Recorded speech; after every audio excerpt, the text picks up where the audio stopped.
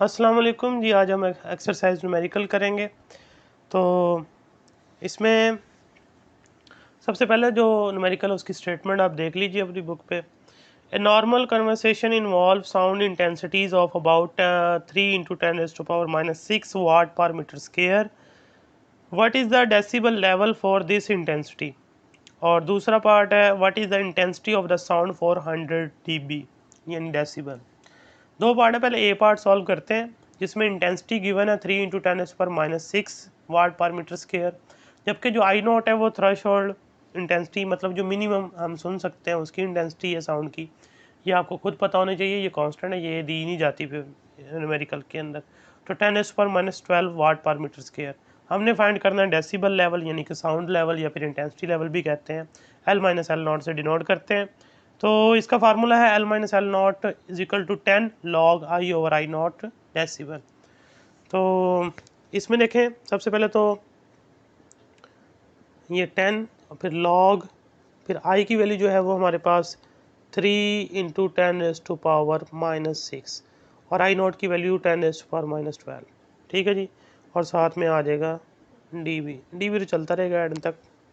तो L-L0 उसके बाद 10। फिर देखें log की प्रॉपर्टीज़ जो ना हम अप्लाई करेंगे, लेकिन उससे पहले इसको सिंपलीफाई कर लें, उसके बाद अप्लाई करते हैं। 3 × 10⁻, देखिए -12 ऊपर जाके +12 हो जाएगा, तो -6 + 12 6 बच जाएगा। ठीक है जी। अब इसके ऊपर लॉग की प्रॉपर्टीज़ अप्लाई करें। लॉग अंदर आप मल्टीप्लाई करेंगे तो वो मल्टीप्लाई हो रहे हैं तो वो ज़ाहिर सी बात है जब लॉग जाएगा तो वो क्या आ जाएंगे, प्लस हो जाएंगे। तो log 3 + log 10⁻6। ठीक है जी। उसके बाद नेक्स्ट जो होगा L-L0 और फिजिकल टू 10। अब देखें log 3, उसके बाद फिर यहाँ फिर log की प्रॉपर्टी जो पावर है वो शुरू में आ जाती है log 10। ठीक है। अब आप log की वैल्यूज़ लगा दें तो L-L0 = 10। अब log 3 की जो वैल्यू है वो 0.477 आती है। उसके बाद 6 log 10 की वैल्यू 1 होती है। ठीक है जी। अब इसको सॉल्व करें फर्दर तो 10 और ये अंदर ऐड कर लें, ये आ जाएगा 6.477। फिर आगे आप इसको मल्टीप्लाई कर दें 10 से तो ये आ जाएगा 64.77 और साथ में हम नाम दे देते हैं उसको डेसिबल का।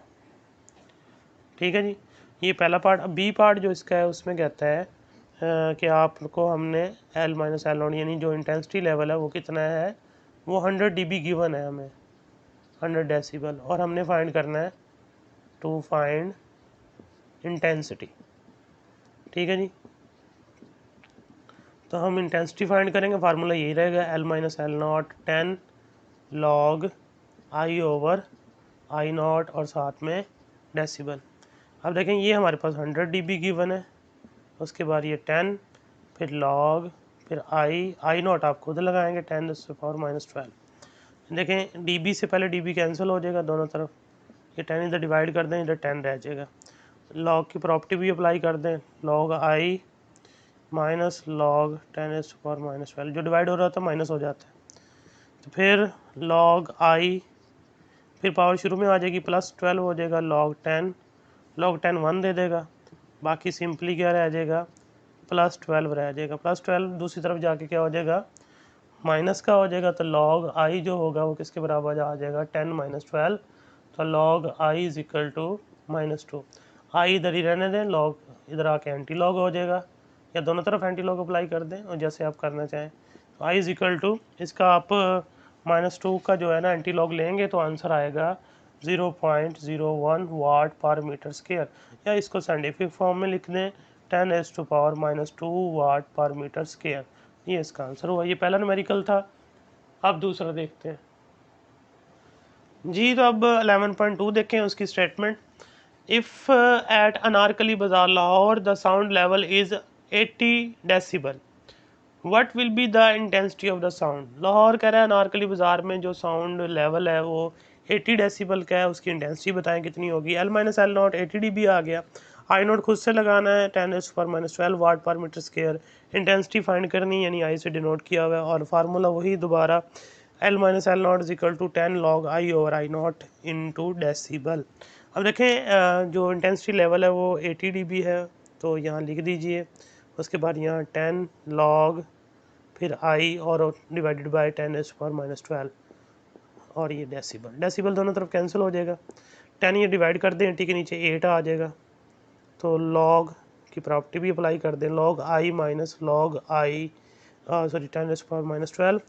फिर देखें लॉग आई और ये -12 शुरू में आएगा लॉग की प्रॉपर्टी के साथ, तो ये +12 हो जाएगा, माइनस माइनस +12 log 10 1 दे देगा। तो बाकी जो रिमेनिंग पोर्शन रह जाएगा वो सिर्फ 12 रह जाएगा, 12 दूसरी तरफ जाके माइनस हो जाएगा, तो log आई जो है वो किसके बराबर आ जाएगा 8 - 12, तो log I is equal to -4। I इधर ही रहे, log दूसरी तरफ जाके एंटी लॉग या फिर दोनों तरफ एंटी लॉग अप्लाई कर दें, तो एंटी लॉग 4 जो है ना आप फाइंड आउट करेंगे तो 10⁻⁻4 वाट पर मीटर स्क्वायर ये इसका आंसर आ जाएगा। ठीक है जी। अब आप 11.3 की स्टेटमेंट देखिए।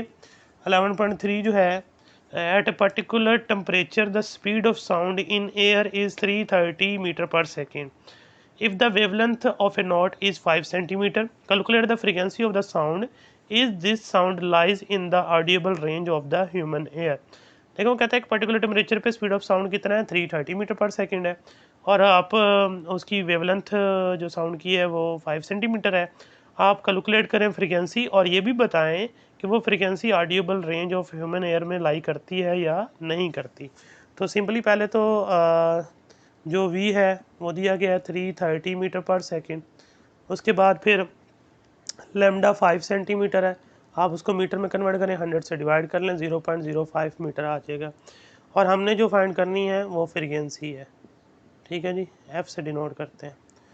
तो आपको वेव इक्वेशन का formula v is equal to f lambda वाला, देखें v is equal to f lambda. अब यहाँ पे हमने क्या फाइंड करना है, हमने f फाइंड करना है, तो लेमडा दूसरी तरफ v के नीचे डिवाइड कर देंगे, तो f is equal to v over lambda. तो v की वैल्यू जो है वो कितनी है जी 330 और लेमडा की वैल्यू है 0.05। इसको डिवाइड करेंगे तो आंसर जो आएगा वो 6600 हर्ट्ज़ आ जाएगा, या इसको साइंटिफिक फॉर्म में लिख सकते हैं आप 6.6 इंटू 10⁻³ हर्ट्ज़। ठीक है जी। और फिर yes this range lies between the audible frequency range, क्योंकि फ्रीक्वेंसी रेंज कितनी थी 20 से लेके 20,000 हर्ट्ज़ तक, तो ये उसी के अंदर लाई करती है, इस वजह से ये ऑडिएबल फ्रीक्वेंसी रेंज में आती है। तो अब नेक्स्ट जो है वो 11.4 देखते हैं जी। 11.4 a doctor counts 72 heartbeats in 1 minute. Calculate the frequency and period of the heartbeats. कह डॉक्टर है वो 72 हार्टबीट्स काउंट करता है 1 मिनट के अंदर, और आप बताएं उसकी फ्रीक्वेंसी और टाइम पीरियड क्या होगा। देखिए नंबर ऑफ बीट 72, उसके बाद टाइम जो है वो 60 है, तो आपने फ्रीक्वेंसी बतानी है और टाइम पीरियड बताना है। देखिए फ्रीक्वेंसी जो होती है वो नंबर ऑफ वेव्स या नंबर ऑफ बीट्स पर सेकंड होंगी, तो आप लिखें नंबर ऑफ बीट्स और उसको डिवाइड कर दें टाइम से। ठीक है जी, तो n/t आ जाएगा। तो फिर नंबर ऑफ बीट्स कितनी है जी 72 और टाइम जो है वो 60 सेकंड है, तो जो आंसर आएगा वो 1.2 हर्ट्ज़ आ जाएगा। उसके बाद टाइम पीरियड और फ्रीक्वेंसी का रिलेशन, तो time period is equal to 1/f होता है, तो 1/1.2 इज इक्वल टू 0.83 सेकेंड आ जाएगा। ये सिंपल सा था। अब 11.4 देखिए, उसकी स्टेटमेंट है a marine service ship sends the sound waves straight to the seabed. It receives an echo 1.5 second later. The speed of sound in sea water is 1500 meter per second. Find the depth of the sea at this position. Correct submarine से जो है ना एक sound waves सी bed की तरफ भेजी गई हैं, वो सी बेड से वापस आती हैं कोलाइड करने के बाद या रिफ्लेक्ट होने के बाद 1.5 सेकेंड लेटर बाद वो रिसीव होती हैं, यानी इको सुनाई देती है। The speed of sound in sea water is 1500 metre per second. जो पानी के अंदर साउंड की स्पीड है वो 1500 मीटर पर सेकेंड। आप डेप्थ बताएं कितनी है इस पोजीशन के ऊपर, तो ये 11.5 ये देखें ये जो अगले तीन न्यूमेरिकल हैं ये एक ही जैसे हैं, तो इनमें एक कॉमन चीज़ यूज़ होगी वो मैं 2 मेथड है उसको करने के, मैं आपको बता देता हूँ। तो सबसे पहले तो टाइम देखें, time to hear echo, echo सुनने का जो टाइम है उसे हम क्या नाम दे देते हैं, 1.5 सेकेंड है यहाँ पे। लेकिन ये देखें जो शिप है वो यहाँ मौजूद है अगर, और नीचे ये सी बेड है, तो साउंड वेव्स जाएंगी और टकराने के बाद फिर वापस आएंगी। हमें टोटल टाइम दिया गया है वेव्स के जाने का और वापस आने का, लेकिन हमने सिर्फ डेप्थ बतानी है, यानी कि हमने तो एक डिस्टेंस बताना है ना सी बेड का शिप से कितना डिस्टेंस है, तो वो तो आधे टाइम में होगी। ठीक है, तो हमने या तो टाइम को 2 हिस्सों में डिवाइड करना है, या फिर हमने जो डिस्टेंस लेना है डी उसे 2D लेना है। तो ये आपकी मर्ज़ी है, आप टाइम को हाफ कर लें या आप डिस्टेंस पे 2D लगा दें, उसके बाद डी को हाफ करेंगे। ठीक है, तो मैं एक तरीका आप कर देता हूँ, एक अगले न्यूमेरिकल में कर देता हूँ, तो आपको समझ आ जाएगी बात। टाइम टू हेयर इको जो है वो कितना 1.5 सेकेंड। तो time to reach sea bed, sea bed तक जाने के लिए जो टाइम लगता है उसे हम क्या नाम देंगे, वो 1.5 सेकेंड को आधा कर लें तो कितना आ जाएगा, 0.75 सेकेंड आ जाएगा। अब आपने जो स्पीड दी थी इसमें स्टेटमेंट में वो 1500 मीटर पर सेकेंड थी साउंड की वाटर के अंदर, और हमने अब क्या फाइंड करना है, डेप्थ फाइंड करनी है। डेप्थ जब होगी उसको हम सिंपल एस से डिनोट कर दें या डी से डिनोट कर दें, तो अब फार्मूला जो है इसका सिंपल वही S is equal to v t. तो एस मालूम करना है, वी हमें 1500 गिवन है और टाइम जो है वो 0.75, इसको मल्टीप्लाई करें तो आंसर जो आएगा वो 1125 मीटर आ जाएगा। अब अगला क्वेश्चन देखिए, उसमें भी यही है 11.6 जो है, a student claps his hand near a cliff and hear the echo after 5 second. एक स्टूडेंट है वो एक क्लिफ के पास जो है ना क्लैप करता है और अपनी इको उसे सुनाई देती है 5 सेकेंड बाद। अब वही बात, यानी इको का टाइम दिया गया टोटल टाइम, तो उसको भी 2 हिस्सों में डिवाइड करके आप कर सकते हैं, या फिर एक और तरीका मैं आपको बताता हूँ। What is the distance of the cliff from the student, cliff का स्टूडेंट से डिस्टेंस क्या होगा। Speed of sound in air is 346 metre per second consider करनी है, तो ये 11.6 होगा। इसमें सबसे पहले जो गिवन है वो देखें, टाइम, अब यहाँ सिंपल मैं टाइम लिख रहा हूँ, टाइम टू इको नहीं लिख रहा, ये दूसरा तरीका मैं आपको बताने लगा हूँ। 5 सेकेंड आ गया, उसके बाद जो v है speed of sound in air है वो 346 मीटर पर सेकेंड दी गई है। हमने सिंपली क्या बताना है, डिस्टेंस बताना है, डिस्टेंस को हम s से डिनोट कर देते हैं।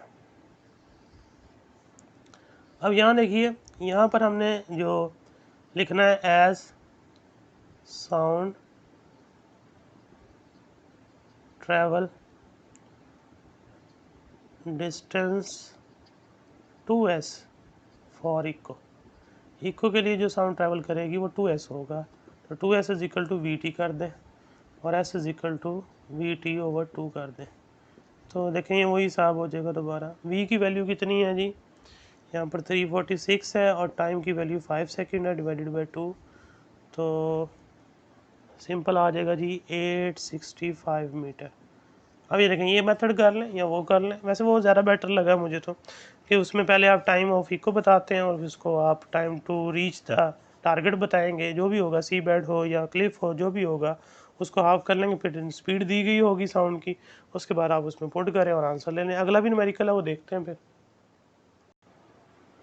जी। अब 11.7 की स्टेटमेंट देखें आप, उसमें है ए ship sends out ultrasound that returns from the seabed and is detected after 3.4 second. तो देखिए मैंने लिखा है time of detection of sound 3.4 second, यानी कि वो सीबेड से वापस आती हैं तो डिटेक्ट होने में कितना टाइम देती हैं 3.4 सेकेंड। अब इसके बाद है if the speed of ultrasound through the sea water is 1531 यानी 1531 metre per second, what is the distance of the sea bed from the ship, sea bed से वो सी बेड कितना दूर है, डिस्टेंस हमने फाइंड करना है। तो मैंने देखें time of sending sound, send करने का जो टाइम है साउंड का वो उसको 2 पे डिवाइड कर लें, डिटेक्शन के टाइम को 3.42 डिवाइडेड बाई 2 और फिर 1.71 हो जाएगा। तो डिस्टेंस हमने फाइंड करना है, सिंपल सा formula S is equal to v t हम यूज़ करेंगे। तो v की वैल्यू जो है वो 1531 और टाइम की वैल्यू 1.71, तो इसको मल्टीप्लाई कर लें, आंसर आ जाएगा 2618 मीटर। अब आप आइए 11.8 के ऊपर, उसकी स्टेटमेंट है the highest frequency sound human can here is about 20,000 hertz. जो इंसानी कान सबसे ज़्यादा फ्रीक्वेंसी सुन सकते हैं वो 20,000 हर्ट्ज है, उसको F1 से लिख लें आप। उसके बाद फिर है जी what is the wavelength of the sound in air at this frequency at the temperature of 20 centigrade. What is the wavelength of the lowest sound we can hear of about 20 hertz, assume the speed of sound in air at 20 centigrade is 343। फिर दूसरी frequency का था जो lowest हम सुन सकते हैं वो 20 hertz है। इन दोनों फ्रीक्वेंसी के ऊपर हमने वेवलेंथ बतानी है, जबकि स्पीड जो है वो साउंड की 20 सेंटीग्रेड पे वो 343 मीटर पर सेकंड है। तो हमें यानी कि जो F1 जो हाईएस्ट फ्रीक्वेंसी सुन सकते हैं उसकी वेवलेंथ फाइंड करनी है, जो लोएस्ट फ्रीक्वेंसी सुन सकते हैं उसकी भी हमने वेवलेंथ फाइंड करनी है। तो हमने उनको λ1 और λ2 का नाम दे दिया। तो हम सिंपली वेव इक्वेशन यूज़ करेंगे, v is equal to f lambda वाली। हमें लैम्डा चाहिए तो v ओवर f आ जाएगा, तो हम यहाँ λ1 और f1 कर देंगे। तो v की जो वैल्यू है 343 और f1 की वैल्यू 20,000, इसको डिवाइड करें तो जो आंसर आएगा वो 0.01715 मीटर आएगा, या इसको साइंटिफिक फॉर्म में लिख दें 1.715 इंटू 10⁻⁻2 मीटर। ठीक है जी। अब दोबारा यही फार्मूला यूज़ कीजिए, v is equal to f lambda, तो उसमें से लैम्डा दोबारा सेपरेट करें, v ओवर f आ जाएगा, यहाँ 2 लिखें यहाँ भी 2 लिखें। λ2 इज इक्वल टू v की वैल्यू वही दोबारा 343, f2 की वैल्यू 20, तो अब λ2 जो आएगा वो होगा 17.15 मीटर। ठीक है जी। ये अब लास्ट न्यूमेरिकल है वो देखिए जी। लास्ट की स्टेटमेंट देखें 11.9, a sound wave has frequency of 2 kilohertz and wavelength 35 centimetre. How long will it take to travel 1.5 kilometre. एक साउंड है जिसकी फ्रीक्वेंसी 2 किलोहर्ट्ज है, किलो ख़त्म कीजिए 1000 लग जाएगा, 2000 हर्ट्ज आ जाएगा। उसके बाद उसकी वेवलेंथ 35 सेंटीमीटर है, तो उसको आप 100 से डिवाइड करें 0.35 मीटर आ जाएगा। और जो डिस्टेंस कवर कर रही है वो 1.5 किलोमीटर है, जिसको आप सिंप्लीफाई करेंगे, किलो रिमूव करने के बाद उसकी वैल्यू लगाएं 1500 मीटर आ जाएगा। टाइम बताना है कितना लगेगा 1.5 किलोमीटर को कवर करने में। तो पहले हमें स्पीड चाहिए, तो स्पीड मालूम करने के लिए हम यूज़ करेंगे v is equal to f lambda. तो f हमारे पास मौजूद है 2000 और लैम्डा हमारे पास मौजूद है 3.35। जो v आएगी हमारे पास वो 700 मीटर पर सेकंड आती है। उसके बाद फिर देखें v का फार्मूला या फिर ये जो s का formula s is equal to v t, यहाँ से हमें टाइम फाइंड करना है, तो जो कि s बाई v आ जाएगा। s हमारे पास 1500 है और डिवाइडेड बाई टाइम जो है हमारे पास, सॉरी v हमारे पास 700, डिवाइड करें टाइम आ जाएगा, टाइम आएगा 2.1 सेकेंड, यानी उस साउंड को ट्रैवल करने में 1500 मीटर को 2.1 सेकेंड लगेंगे। तो ये थे न्यूमेरिकल, और अब इंशाल्लाह अगले लेक्चर में हम नया चैप्टर स्टार्ट करेंगे जियोमेट्रिकल ऑप्टिक्स, वो बहुत इंटरेस्टिंग है। तो इसकी प्रैक्टिस कीजिएगा न्यूमेरिकल की। अगर कोई बात ना समझ आए तो आप लाइव सेशन में पूछ सकते हैं। Till then take care.